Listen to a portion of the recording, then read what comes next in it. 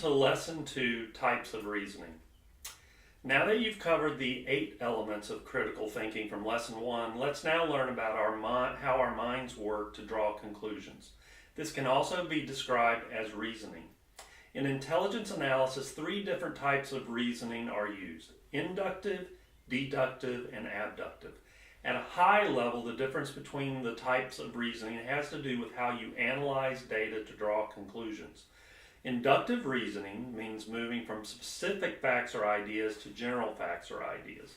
In contrast, deductive reasoning means starting with a general fact or idea and ending with a specific fact or idea. And abductive reasoning is when you infer the best explanation from available information. Abductive typically means considering both specific and general facts or ideas to draw a conclusion. You can also think of the 3 types of reasoning like this. Inductive reasoning indicates something is probably true.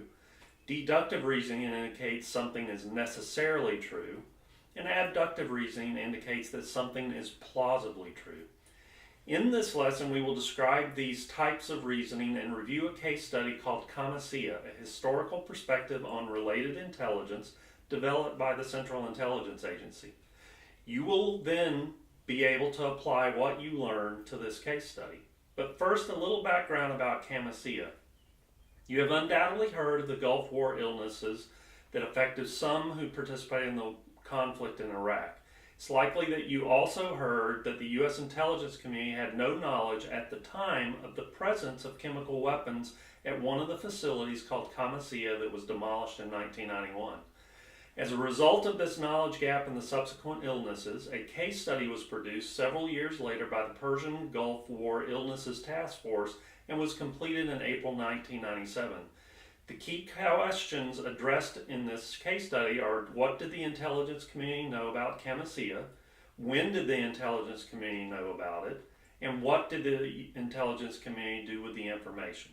The results of the study show that the intelligence information provided for Operation Desert Shield and Desert Storm had many challenges around its distribution and analysis. Because of the complexity of the case study, you will examine information from this report in a variety of ways throughout this course.